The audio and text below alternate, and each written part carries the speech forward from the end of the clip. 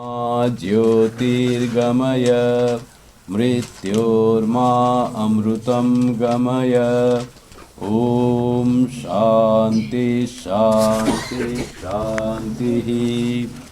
Oh, may the divine lead us from the unreal to the real, from darkness to light, from death to immortality. Oh, peace, peace, peace.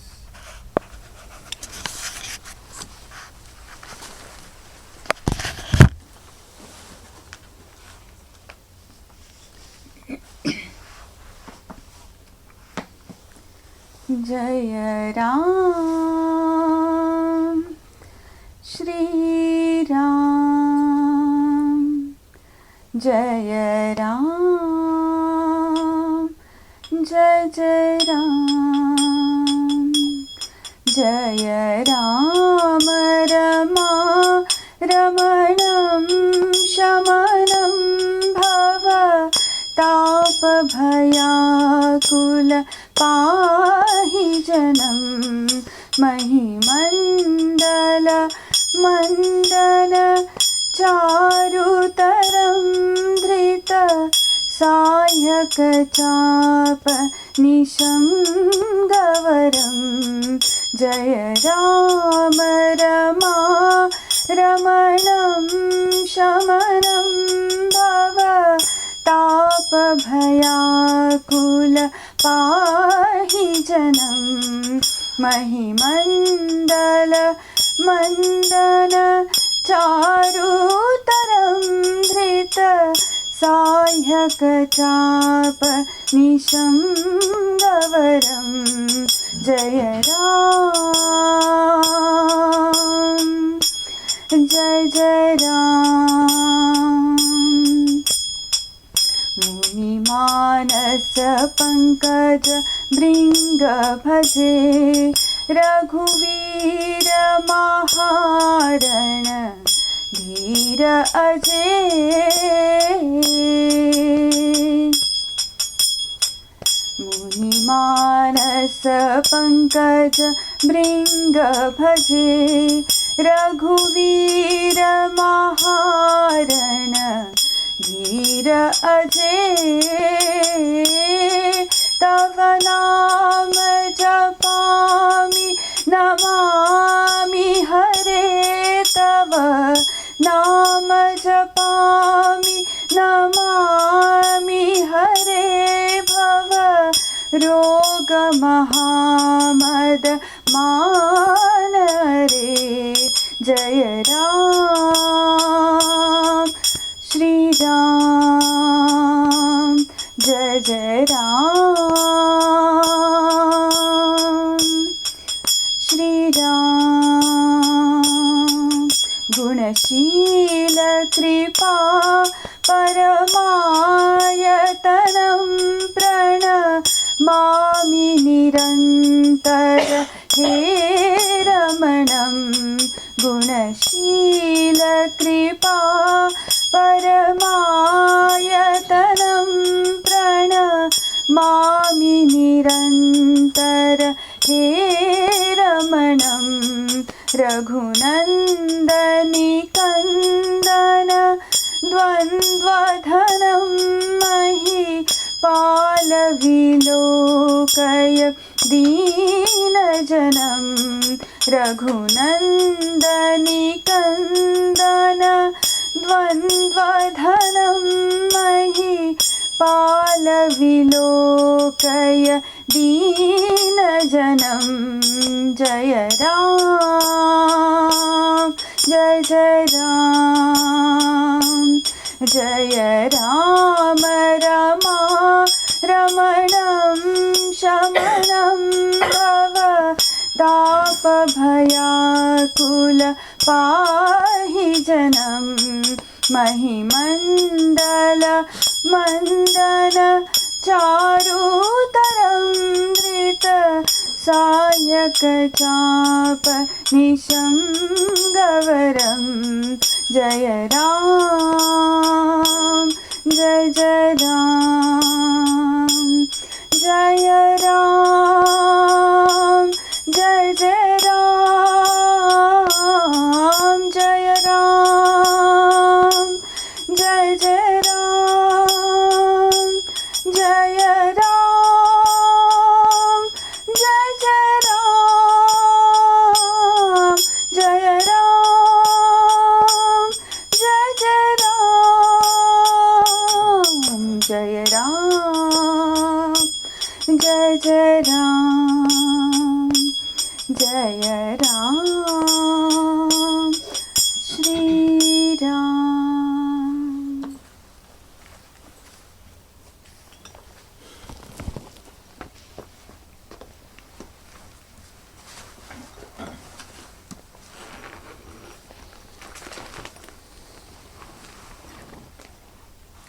I'm reading from the book How to Live with God by Swami Chetanananda Ji Maharaj. The chapter 1, Various Forms of Ramakrishna.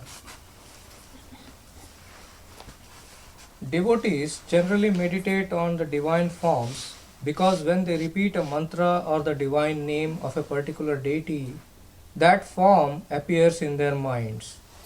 Due to impurities in the mind, when we close our eyes to meditate, we see darkness or something like mist, or perhaps some part of our chosen deity's form. But people whose minds are pure and free from worldly desires see the luminous blissful form of their chosen deity in its entirety.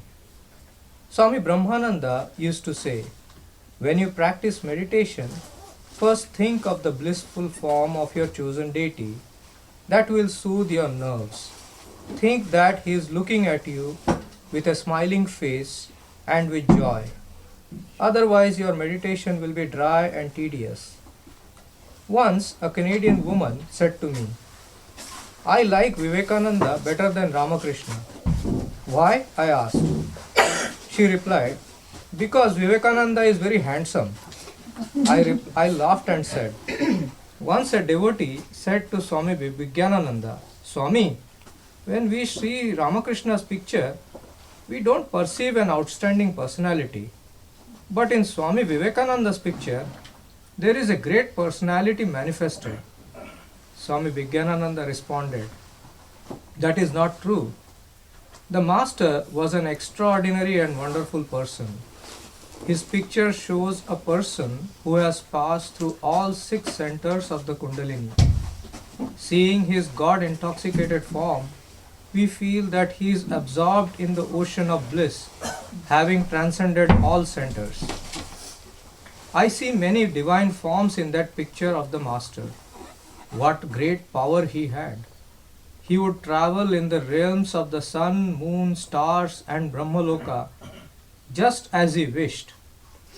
Once the Master showed me his picture and said, look, I dwell in this, meditate on me. One can find everything in the Master's picture. When the great sage Vivekananda composed the Vesper song of the Master, he wrote, your pure eyes are tinged with the collyrium of knowledge, and your glance removes delusion instantly. In this modern age, just as a laser beam can very quickly remove cataracts from the eyes, so the Master's divine glance can wipe out all worldly attachments and delusions in the human mind. Is God with form or without form? With qualities or without qualities? When someone asked the Master this question, he told the following story. A man entered a forest and saw a chameleon on a tree. He reported to his friends, I have seen a red lizard. He was firmly convinced that it was nothing but red. Another person, after visiting the tree, said, I have seen a green lizard. He was firmly convinced that this was nothing but green.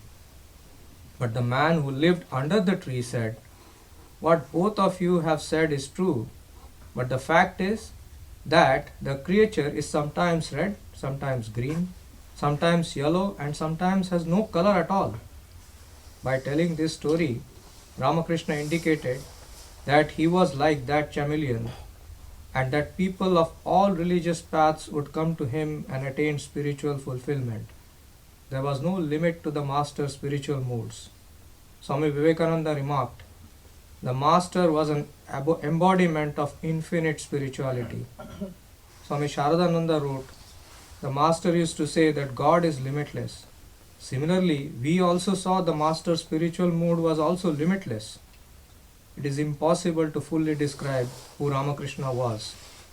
In this connection, Girish Chandra Ghosh said, even after seeing Sri Ramakrishna so much, I am unable to say definitely what he really is or what his distinctive aspects are. I have seen him manifest himself differently at different times. During the festival at Panihati, for instance, I saw the Master in various spiritual moods. Since that time, I cannot say whether he is Purusha or Prakriti, he told me that even he did not know whether he was Purusha or Prakriti. Here it's written. Now a short period of meditation.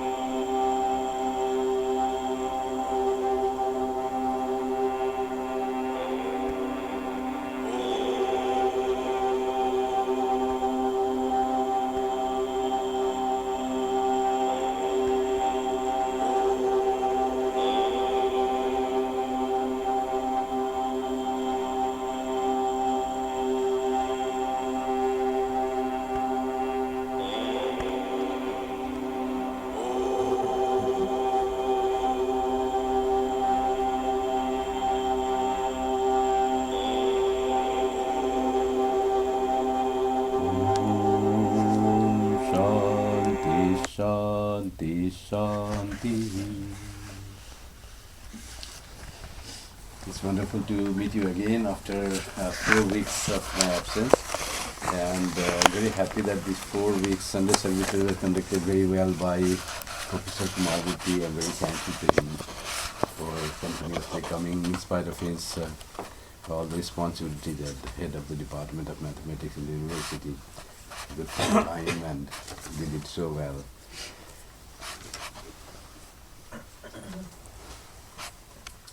So today we are going to discuss about Purushottama. Purushottama, those who read Gita, they know this word comes there in the Gita 15th chapter. 15th chapter verse 16 says, Dvavimau purusau loke sharaksh chakshara evacha kshara sarvani bhutani kutastho kshara uchyate. There are two Purushas, says Gita in this verse. This says, one is kshara, perishable, another is akshara, imperishable. There are two types of being. Purusha means beings. So, and he says, kshara sarvani, who is perishable? All those beings that we perceive are kshara, perishable beings. Whatever is created is perishable. And what is imperishable? Kutastho akshara uchate. What is kutastha? Imperishable is primordial maya, from which all this creation starts. That is akshara, that Purusha it is called. So two types of beings. Where is Uttama Purusha then? Next verse, 15th chapter, verse 17, it says, the word comes, Uttama Purusha. It says, Uttama Purusha stvanya paramatme tyudarita. Who is Uttama Purusha? After those two types of Purusha, there is third Purusha. One is Kshara Purusha, one is Akshara Purusha. Perishable Purusha, imperishable Purusha, and there is Uttama Purusha, the third one, which is the highest Purusha, the best Purusha. Purusha means being. And it's not man or woman, it's just being. Who is that? Paramatma iti udarita. He is called Paramatma. The God is Uttama Purusha. He is the highest being. Your Lokatrayam Avishya Vibharti Avyaya Ishvara. What it does? It covers the three lokas. Lokatrayam Avishya covers it around everywhere in these three worlds. The created world is not bereft of this Uttama Purusha or Paramatma, though it is Maya, Kshara Purusha, perishable being, imperishable being, or the primordial Maya. And yet there is that divine principle which is called Uttama Purusha. It covers everything. It is there in everything. Vibharti. What it does by covering? Vibharti, it nourishes, it protects, it guides us. Without it, we will not remain. Without that Purushottama, this creation won't stand. And he is Avyaya. He is never changing. He is always same. And he is Ishvara. Ishvara means Lord, ruler, who is the one who runs the show. That is Ishvara. Who runs the show of Kshara Purusha, even Akshara Purusha. He is the Lord of even Akshara Purusha. We say he for this thing. You can say she. It's the highest being. He is neither she nor he. But for convenience, often we say he. God is he, we say. But God has no gender as such. Yasmat ksharam atitoham aksharaadapi chottama atosmi loke vedecha prathita purushottama. It is beyond akshara and beyond kshara. Beyond, it is higher than perishable, higher than imperishable. And it says that Uttama Purusha is famous among the beings, among the loka, among the world, and also in the Vedas as Purushottama. So Purushottama is basically God, or divine being, or Brahman, or the highest reality, the ultimate truth. That is Purushottama. Then Sri Krishna says one thing. One who knows me as Purushottama. I am a human being, born as a human being, living as a human being. But I am not what I am seeing. I am in fact Purushottama. I am that divine being. So those who know me as Purushottama, that can happen only when one is asammudha or moha gone, all delusion gone, all impurities gone. Then that person, that human being will know me as Purushottama. And when he knows me as Purushottama, sa sarvavid bhajati mam sarva bhavin. Then he worships me. That what type of it becomes when it freed from all delusion, all attachment, and he becomes sarvavid, he becomes all-knowing, that person. And he sarva bhavin, and he worships me, that all-knowing person worships me as Supreme Being, and he sarva bhavena bhajati, with all his or her heart and soul he worships me, because that he or she knows that is the highest being. Now Sri Krishna says this thing, and the Vedanta will say Sri Krishna is the highest, no doubt, but Sri Krishna is highest how? He is the manifestation of Supreme Brahman. And Supreme Brahman is ultimate reality, that Purushottama. And that Purushottama is not something that is separate and different from us, but that is the very core of our being too. Our very core is that Purushottama, which is manifested as Sri Krishna. As Sri Krishna says here, I am that Purushottama. When you are freed from all attachment and all delusion, and have become pure in mind, you will understand me as that Purushottama. And when you understand and worship me as that Purushottama, you become all-knowing. When you are all-knowing, then you understand that Purushottama is your being as well. You are not separate from that Purushottama. Ultimately, we have to relate. Sri Krishna is Purushottama. Then we worship him. But ultimately, who are we then? We could understand who is Sri Krishna. Who are we? We are three ways to relate ourselves with that Purushottama. One is I am eternal, servant of God. God is supreme, too big, too high. I am his servant, I am insignificant. One is that way you can relate, but I am related. I am always with God. That is called Dvaita Upasana. And Vishishtadutta, I am part of the God. God is big, vast, enormous. I am small, but I and God have the same quality. We are all pure, we are all knowing. God is enormous, I am small. That is only difference in quantity, but quality is same. That because Vishishtadvaita.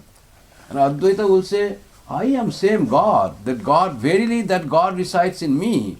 I am not able to be fully know my potentiality or my nature, that's why I feel myself as weak, small. But in reality, I am that, and I aspire to know myself as that Supreme Being. I aspire to realize myself as Purushottama. Not as, in the ordinary level, we identify ourselves with the Kshara Purusha. You see, we are born, we die, we say that way. So a little higher, we say Akshara Purusha. There is something with me, it doesn't die, but which recycles, we have the soul, that becomes Akshara Purusha. Then finally we think Purushottama, we are beyond all this recycling being or dying being. We have that ultimate being, so we are not able to understand that. When we understand, then I will understand that I am verily that Purushottama. This becomes Advaita. So this is how our realization varies from step to step as we grow. So Sri Krishna himself said, I am Purushottama. Those who know me, devoid of all delusion, they know everything, and when they know me, my reality, they worship me with all their heart and all their soul. Now there is one word that is called Maryada Purushottama. This epithet is given to Sri Rama. Krishnastu Bhagavan Swayam. That's all often say, that Krishna is God himself. And this Purushottama, this word, the best among the human beings, this word is often given to Sri Ramachandra. Valmiki, when he wrote Ramayana, he didn't describe Rama as God. He projected Rama as the ideal human being, perfect human being. That was how he described Rama as. And that Valmiki's Ramayana then later on developed, and Tulsidas came, and he loved Rama, and he had the vision of Rama with the help of Hanuman, and then he realized that he is not the only perfect human being as Valmiki has said. He is much more than that. He is Purushottama. In fact, what Valmiki wanted to project Sri Rama, so Tulsidas projected him as Sri Krishna wanted. He understands that he is Purushottama. He is God himself in human form. So he is not only ideal human being, but God himself. He is divine being. That's how Tulsidas projected as Rama. And this version of Tulsidas became very, very popular in whole of India. Not only in North, though his Ramayana is written in Hindi, that also colloquial Hindi, not the common Hindi that people study and read and talk. It's very localized, colloquial, this Awadhi Hindi. That is common in Benares area, eastern UP and Bihar, western Bihar area. And that Ramayana, Ramacharitamanasa as he called, it became very popular not only in Hindi area where people can read and relate, and their spiritual life became very strengthened with the life of Rama. They could feel that Rama is something that I want to, that I can relate with God. He is something that I can pray and I will be granted my prayer. He is something by holding on to whom I will cross this samsara, I will cross this ignorance, and I will get to that blissful state. People felt that Rama has that power. Not only ideal human being story, reading that how Rama was born and how did he was so brave person and all the good qualities. Tulsidas projected Rama as that, and Rama is now all over India. Tulsidas is very popular in the south. In fact, the Ram Nam that we sing here on once a month, it's in Sanskrit. Tulsidas was a very learned Sanskrit scholar. And even then he didn't choose to write his treatise in Sanskrit, he wrote in local, colloquial Hindi. That's why it becomes popular, you see. When you speak in the language of people, then people can grasp it very quickly. You write in some classical language, then not everyone learns. Then it becomes difficult to understand. That's why it catches. That's how Sri Ramakrishna's gospel becomes so popular, because he spoke in the very colloquial language. He spoke very sweet, this village language, Kamar Pukur language, and so sweet Bengali it is.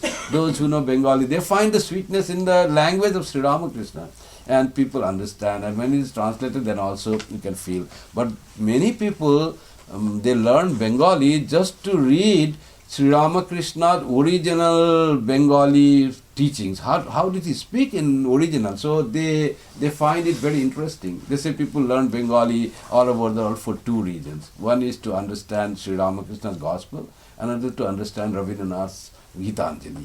Gitanjali was translated by Rabindranath himself, but they want to know what did he write in Bengali. Let me read those who really like that.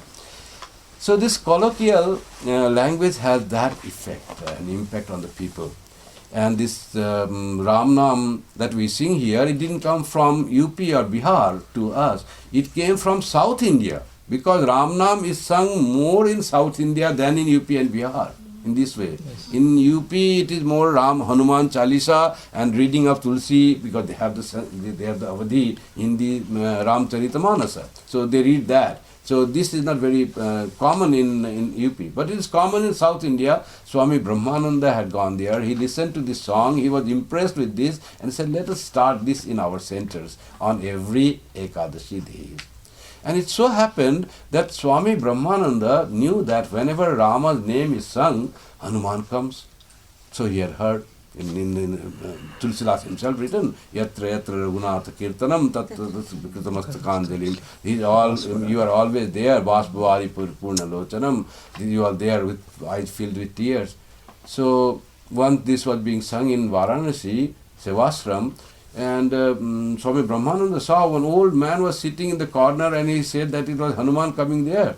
He said that, as Tulsidas also had the same thing. When Ramnam was being sung in Sankat Mochan, he saw one old man, someone had said, Hanuman comes there. So he saw an old man, caught him. So, and said, what are you doing to me?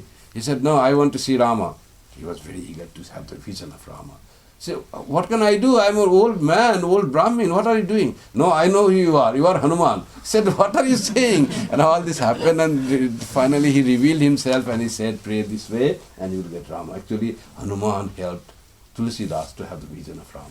So, that's why everyone does Hanuman to worships Hanuman for two reasons. One is he is very powerful and removes all obstacles, and so we have our life becomes easier, grants us boon, is so much power.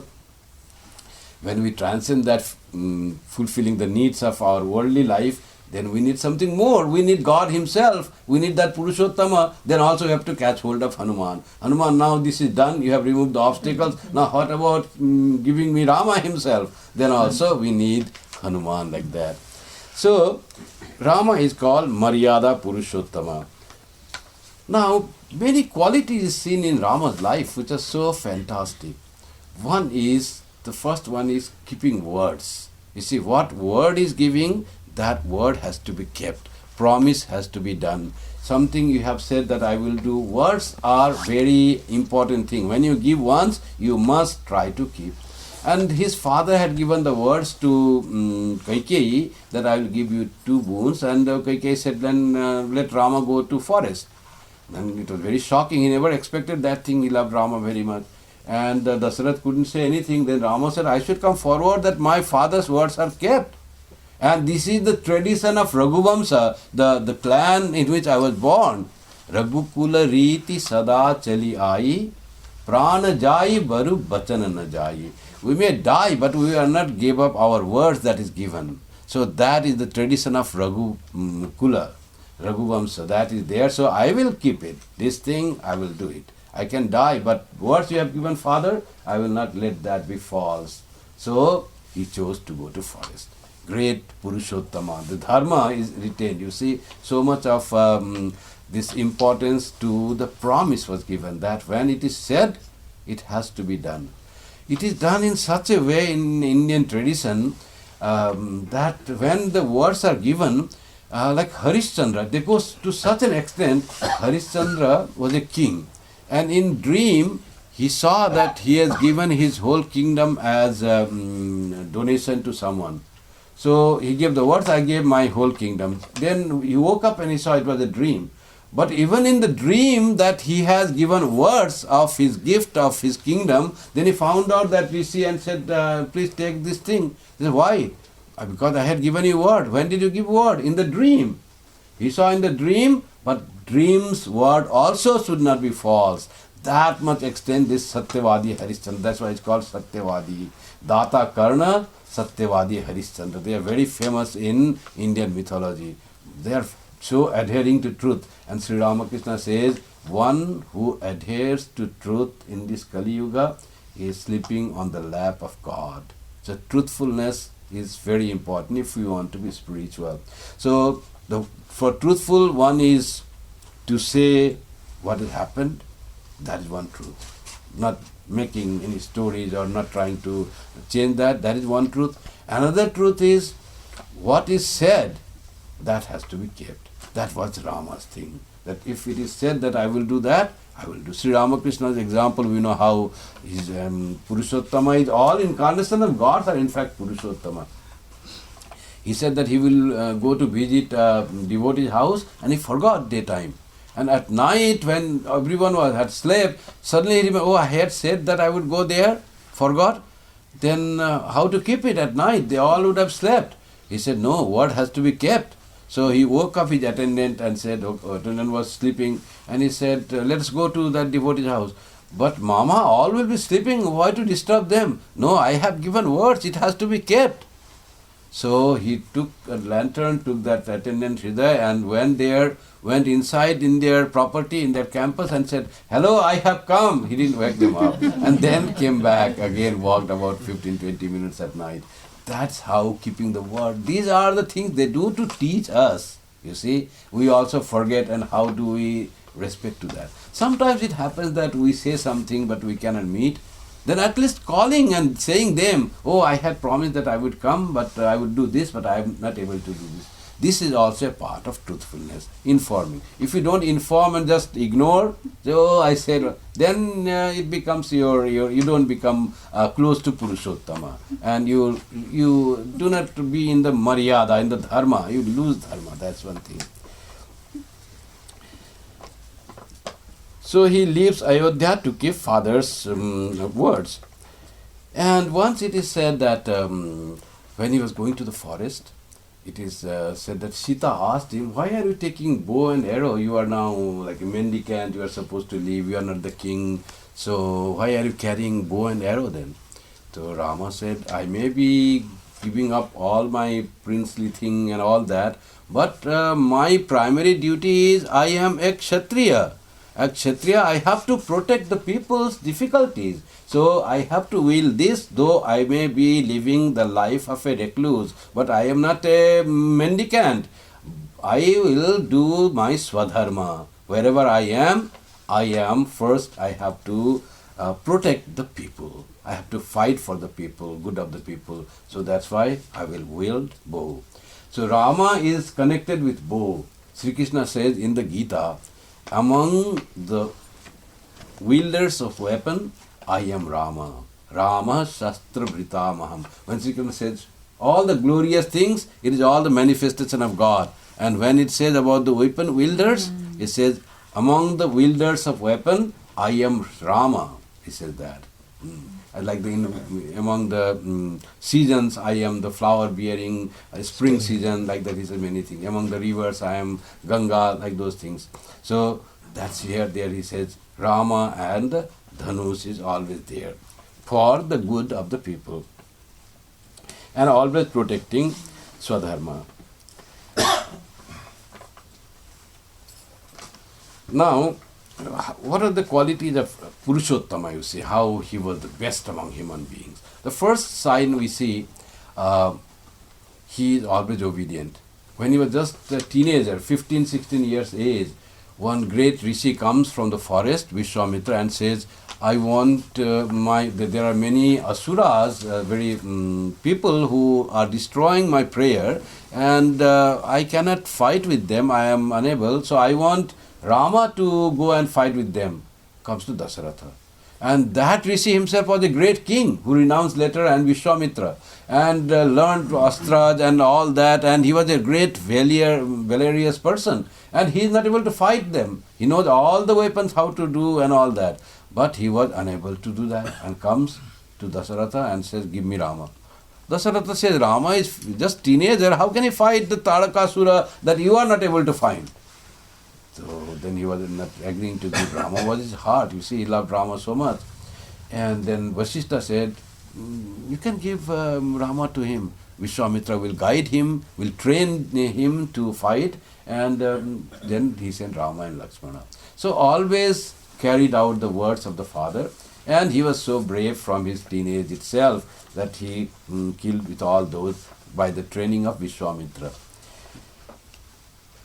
And after that, that the Sita Swayamvara, when and there was the Janaka said, who can move this bow of Shiva. He had got one big bow, heavy boon of Shiva. Shiva's bow it was. Who can little move that bow, to that I will get my daughter married. Sita was the best, most beautiful girl of that time in the whole world. And many tried, but they could not move. And Rama took it and put the bow on it and put the string on it, and it broke. So for him it was a child's play. For him it was not difficult at all. He was so powerful, you see. He was a young man. But this power is not the simple power of muscles.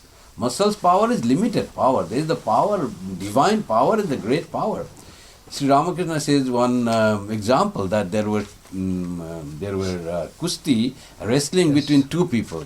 One was a little devotional type, and one was very eating and all that thing. So the one who was more stronger looking person ate a lot on this the day of wrestling and became very strong and practiced and all that. Another person was not that big and that strong in muscle. He kept fast and prayed a lot. And finally, when this wrestling happened, people said, what this will do? This is a thin fellow. It cannot compare with that fat one, big one. So finally in the wrestling, this one won, who was keeping fast and not very big. That person won. So Sri Ramakrishna says, you see, there is divine power in everything. Daivam chaivatra panchavam. In every action, there is the Daiva action, the godly action, divine action, who finally determines. So Sri Ramachandra was, though a king, prince of this thing, big kingdom, but he was very approachable, you see. People could talk to him, could offer their prayers to him and ask something from them. What happened when he was crossing the Saryu river? You know that story. Guhaka was there, and Guhaka said he was a prince of Ayodhya. Nobody could approach and say him. But Guhaka says, I have to wash your feet. So Rama says, why you have to wash feet in this cold?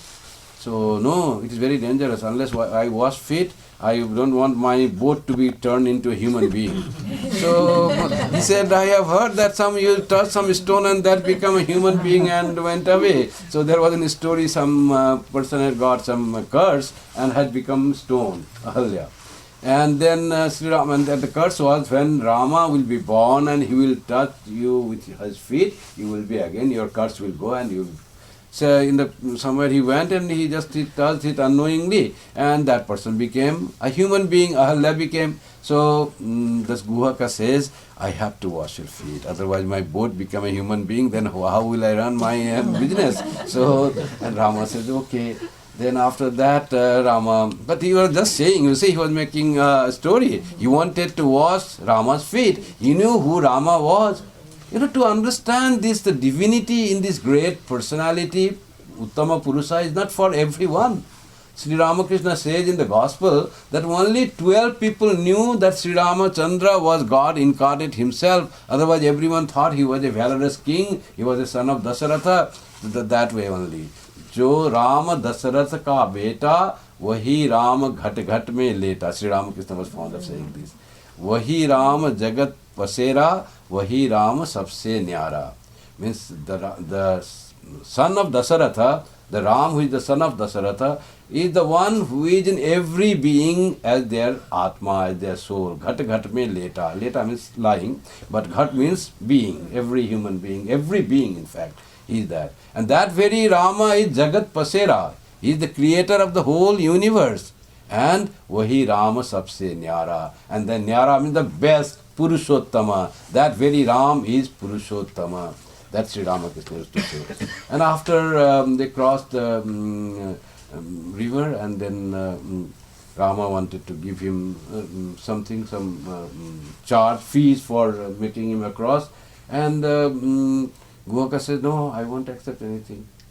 And why? You serve, you have to take. No, with the same profession, people don't accept from each other. The doctor will not take money from another doctor. He was the king of Ayodhya, prince, and Guhaka was a boatman. How can be same profession? So he was so wise. You see, Guhaka, how will he know Rama, who is Rama? That's how this Indian philosophy is, to have this inclination or knowledge of the divinity. You don't have to be highly educated, learned, Vedas reading and all that. It all comes from inside. It all reveals in the heart. If we are pure, it is all revealed. Guhaka knew, and few sages knew, and great rishis even didn't know who is Rama was. That Sri Ramakrishna says only 12 people knew. And he said that we don't do. And Rama said, what do you mean? Why we have same profession? Do I do cross people, ferry man? He said, no, you are also ferry man. I ferry this river, you ferry the Bhava Samsara. This whole world you make us across. We are the same profession. You are in the larger scale, I am the smaller scale. That also he knew. You see, the Uttama Purusha, that Kevata, this Guhaka knew that thing.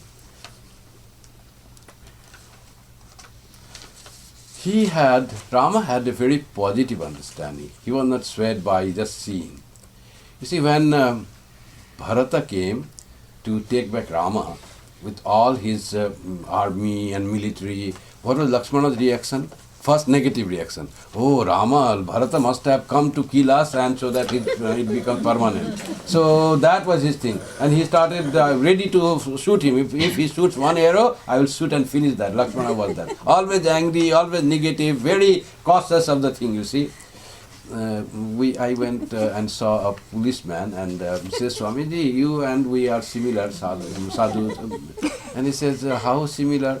We'll say, little difference is when you see a person, you always see everyone, whether he is dacoit or thief or bad person, you always see the good person first. Then you analyze and talk and then find it's not so good or something. And what we do is, when we see any person, we first say he is a culprit. And then we analyze and negate and say, no, he is a good man. So that only analysis is different, but your beginning is different, but we analyze, both of us analyze and find out who really is at the end. But we think he is a culprit and you think he is a sadhu, he is a good person. Like that, Rama was confident. Bharata didn't come that way. There was something. Bharata, he understands human beings. He understands love of Bharata. Everything they grew together. You see, Lakshmana also grew together with him, but he didn't understand Bharata. He was overcautious. Sometimes it happens. So Rama is in that way, is very positive, and he understands all people.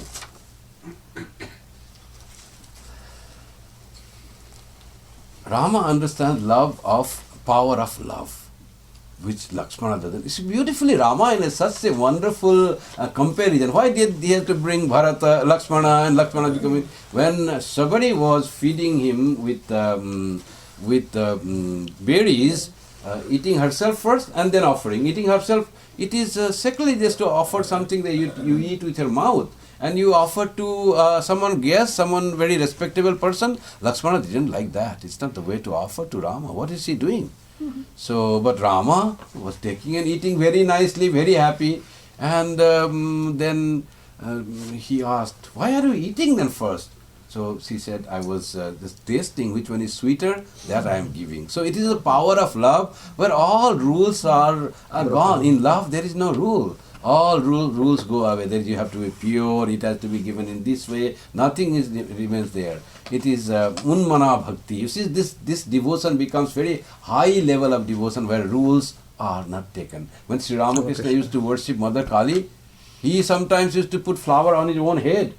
Sometimes he used to say, oh mother, you want me to eat first? He used to eat and then offer. People became very angry. What is this doing? He is eating first and then offering. They could not see that what Divine Mother is talking with Sri Ramakrishna. It was all love makes one. You see, one cat comes, oh mother, you have come in this form, take this first. Gives to cat itself. So that was too much for a priest to see that. It is all rules are being floundered here. So that was done. There's one nice story that I read, that one small girl, daughter, had got 2 apples and And the mother comes and says, "Oh dear, can I have one apple from you?" So just tasting. So daughter beat one apple, and then he took another, and that also he ate. The mother thought, "What is this? My daughter is not really very selfish type, because he beat both and was keeping." Then after that she picks one of those beaten and says, "This is for you." And says, "I was just tasting which one is the sweeter, and that I will offer to you." The mother, how she misunderstood the daughter. Lakshmana was this mother, you see. He was misunderstanding somebody. Why is she doing this sacrilegious act of eating herself first a part and then offering the rest to the Purushottama, the Rama? Lakshmana knew who Rama was. And Rama was a tremendously loving husband. He wails for Sita, he cried. In Valmiki Ramayana it is said he cried so much, shed so much tears, he became weak. So much was he felt when Sita was lost. And he was so much loving to Sita. Sita said, "Can I get that golden deer?" That was nothing for Rama, he was not attracted. But to fulfill the small wishes of his wife, he could go behind that deer, whom perhaps he knew was some trick was there. But still he went to catch that, just to fulfill the wishes of Sita. Sita was so dear to him. Small wishes, big wishes, he always to do that. Rama never hated his enemies. That's another. You know the story that when enemies are fought and someone from enemy side, they kill many of your own side, and still when at last the enemy dies in the British army, that thing is there. The general goes and he puts the hat off and respect that man for his bravery, though he killed many of our soldiers. So like that was Rama's case. The Ravana did so much harm to him, but after Ravana fell down with his arrow, he asked Lakshmana to go and learn the niti from Ravana. He is a very wise person. He might have some defect. Rama was never angry. Fighting battle can be done without getting angry. That's what Rama was. That's why he is Purushottama. When he broke the Shiva's bow, then he was confronted by another Rama. There were two Rama at the same time. One was Dhanurdhari Rama, our Ramachandra. Another was axe-wielding Rama, Parashurama. He used to wield Parashu or the axe. He used to destroy the evils with the Parashu. You see, that was his weapon. So Parashurama confronted Rama. "Why did you break my Lord's bow? That is very bad act you did. It is worshipable something and you just broke it." He didn't see bravery of Rama there. He saw he was a great devotee of Shiva, you see. And Parshurama also is an incarnation of Vishnu. Rama is also an incarnation of Vishnu. Two incarnations of Vishnu fighting each other. And he challenged, "I cannot let you go." And that time Rama was quiet. He was not angry. Lakshmana was talking with him. And after that, after many conversation, finally Parshurama understood who Rama was and he respected him. That's how the story in Hindu religion is there. Sometimes two incarnations come in this world at one time, and then they again challenge each other and almost come to the fighting stage to each other. That sort of story is also there. But that Rama was there. Rama was incomparable in valor. As I said, Rama is the best among the wielders of weapon. It says he was very friendly to all. So when Vibhishana came, he was so friendly with Hanuman, with Sugriva. So Rama made friendship with everyone, with Vanara, with Hanuman and all that. He was friendly to every creature. And with Hanuman was his servant. Hanuman regarded himself as servant, but Rama was so happy. He embraced Hanuman and said, "You are so dear to me. You are dear to me like my brother Bharata." That was he said. There it said how he loved Bharata so much. Though Lakshmana was his constant companion, but Rama's heart was in Ayodhya and knew the great qualities of Bharata, that who did nothing. When Rama was in forest doing all sorts of penance, Bharata was doing same thing in Ayodhya. He never sat on the throne and he did all his kingly actions as a servant of Rama, keeping the Rama's shoes on the throne. So he said, you are dear to me like Bharata. So he did that way. Now, some criticism about Rama is why he abandoned Sita. That was often it is said. Once I met one of our devotees here. I said, today's Ram Nam, will you stay for this, today's a nice day, please stay on. He said, Swamiji, I don't stay Rama, I don't like Rama. I was shocked. Ramakrishna devotee not liking Rama, not liking Krishna, how can it be? And the arguments that devotee put was, when I heard that how she banished the pregnant wife to the forest, after that I cannot forgive Rama for that.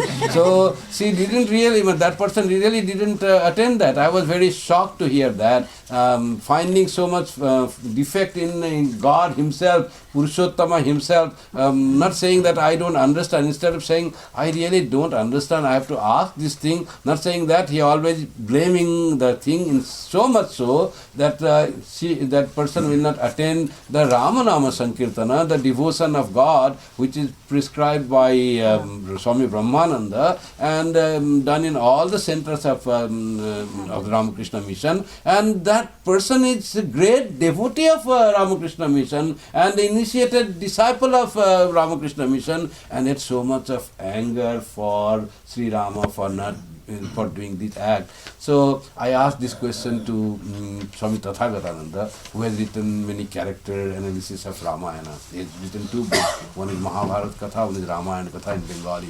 So I asked Swamiji how to explain this. He said, you mortal human beings, you want to judge Rama, what he did right or wrong?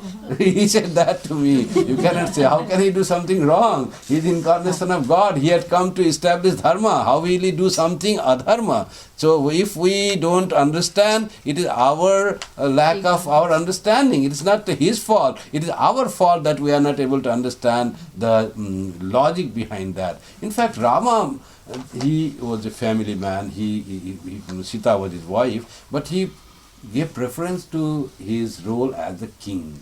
He was the king, you see. Once they say, he could have easily kept that washerman in the jail, or even beheaded him, but that would not be the duty. He'll become a great dictator. He will not be a Ramarajya, you see. When people are so democratic, they can express everything what they have in doubt. That was Rama's thing, you see. People could express without fear whatever they had said, and their feeling was respected. In that way, Rama chose to send his own most dear person, his own heart, to the forest in that condition. It was not pleasurable act for Rama, it was not joyful. He never got married for the second time, though there was the system that they could marry, and there was the system that you cannot do any ritual without your wife. That was there. For having the religious ceremonies, you have to have wife. The king has to have wife. That he made a new rule, I will not get married, because my love is only one Sita. So golden Sita was made, and with the help of that he did. So his love for Sita was so great, and why did he abandon Sita and sent her to forest? It is for the rule of king. How will we understand why did he do that? So if we have doubt, we should think, why did he do that? Why did he hide and kill Bali? He could come front. Bali was given a boon. Whoever comes front, he would have double power, and that has to be respected. As God, he could make Bali just finish by his wish. But that was not to be. He has to honor all the rules, boons given to him. That's why he did that. Bali was wrong. He had to go, and to die in the hands of God itself is such a meritorious act. He goes straight to heaven, even with all those bad thing, karma he did. So Rama has the blemishless character, lives the life of a perfect human being. Swami Vivekananda says, ideal husband, ideal brother, ideal master, and ideal son, loving all three mothers. He never discriminated his stepmothers. He was very dear to Kaikeyi, in fact. Something happened in Kaikeyi's mother, this political thing happened, that's why he said this thing. Otherwise, he was like that. So he's like Manthara and all that. So he was like that. So highest and best human beings are in fact all incarnations of gods are Uttama. Purusha, like Sri Krishna said, I am Purushottama. Buddha was Purushottama. All Purushottamas, and Jesus was definitely Purushottama. He was best among the human beings. And we can learn from this. As Girish Ghosh says, what is Sri Ramakrishna? I cannot say. But I try to find how we can make some great qualities of everyone. Like Sri Krishna was a great karma yogin, you see. He was never affected by anything and performed all the duties without getting affected by anything external. That was Sri Krishna. Buddha had embodiment of compassion. He was ready to give his life for the sake of a lamb. So that was there. And Jesus, if you find, in fact, this is the quality I try to see. They have all the qualities of God. So just to make a little distinction, Jesus had the forgiveness. That is the maximum in him. Though he had every quality, but we can say that he was embodiment of forgiveness. Chaitanya was the love of God through his name. Just repeat the name of God, love God, and that can come by repeating the name. That's what he preached. And Sri Ramakrishna, as Holy Mother said, his glory was renunciation. Total renunciation of the thing, total independence of the worldly objects. That was Sri Ramakrishna's greatness. In fact, all these Purushottamas had all great qualities that we aspire in a human being.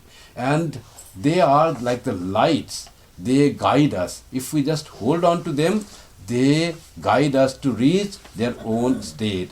By loving Sri Ramakrishna, we want to become like Sri Ramakrishna. By loving Sri Krishna, we want to become like Sri Krishna. By worshipping Shiva, we want to become like Shiva. And finally, we understand Shiva and Krishna and Kali and Ramakrishna are but different manifestations of that same Uttama Purusha, who is the Supreme God, Supreme Brahman. That is our goal. And catching hold of this Ishta, we will go to him. We will realize him. We will find finally that, yes, he is achievable. We can find that. And that Uttama Purusha is already residing in our heart as our Atma, as our inner core. And that we have to catch hold of Uttama Purusha. Purushottama are most lovable, approachable, compassionate, and powerful to help us in transforming our lives. Oh.